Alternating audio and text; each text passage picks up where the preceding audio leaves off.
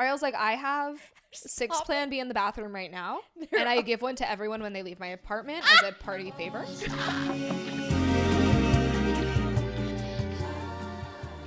Last week, we shared a little tweet that Arielle had typed up with her little tippity-tappity fingers about how Plan B doesn't work as effectively if you weigh more than 155 pounds or if you have a BMI over 25.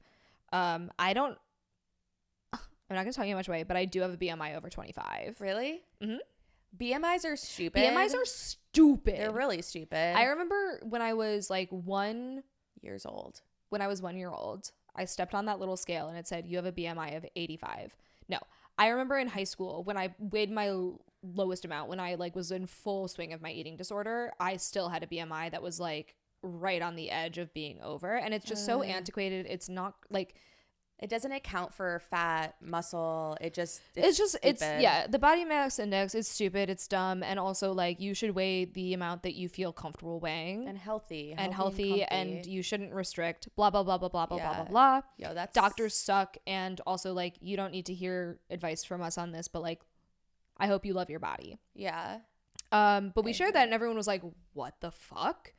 And I thought we had talked about it on this podcast before. I feel like we've definitely mentioned it. You're not listening. But I wanted to talk about it again because a lot of people were like, oh my God, should I just like take 2? Should I just like eat them like the like Scooby-Doo gummies, which are the best type of those gummies? I wish they did make vitamin. Like chewables? Yeah, chewable Plan Bs. And you could get a whole fucking thing. Like a whole little pack of them? Yeah, I had taken Plan B a lot this year.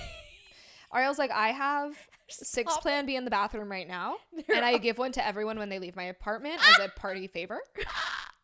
I'm doing that at my wedding. Wish you did. That'd be really so. funny. I mean, I'd come over every day. Could you imagine just like, and a Plan B for you? And I mean, it's expensive. It'd be the best like trick or treating house. Dentist hand Genius. out toothbrushes. I hand out Plan B. Yeah, well, I'm like 165 pounds. That's 10 pounds over 155. If you're bad at math, I did it for you. So I'm not pregnant though. I'm not pregnant. Remember the episode we were like pregnant? Pregnante. Yeah. I'm so happy for you that you're not pregnant. Thank you. Just would not be ideal at this time in our lives. No. But I wanted to give a little more information. Please. Information. So can we take 2? Don't take 2 because it doesn't work that way. It's the issue. So I looked into it, and the way that these medicines work, specifically for people with fatter bodies or with more fat in their bodies. We can just say fucking fat. No, it's not always. Yeah. No, because like very tall having being 155 or having a BMI over 25 doesn't mean you're fat. And also like, what the fuck is fat? You know what I mean? Who decides what fat is? Fat people. For sure.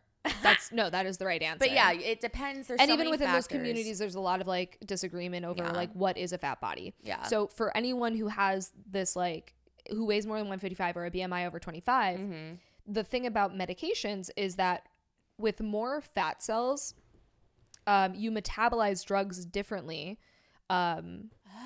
than you would if you had a lower fat store. And this comes from Rachel Bowman, who is an assistant professor at the University of Texas at the Dell Medical School.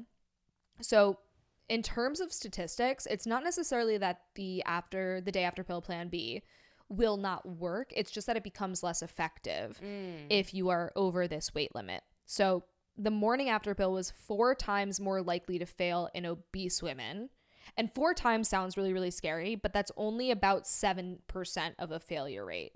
So it's like between the like most effective that Plan B can be is 89%. Like it is not a 100% thing if you take it within the first 3 days. So the least effective it can be is 75%. Depends how much cum got dumped in you. And the timing of it all, right? So it's like, are you ovulating? Are you not ovulating? And also like Plan B in general is less effective than I thought it was. Only 75 to 89% effective is like really not that effective. Wow.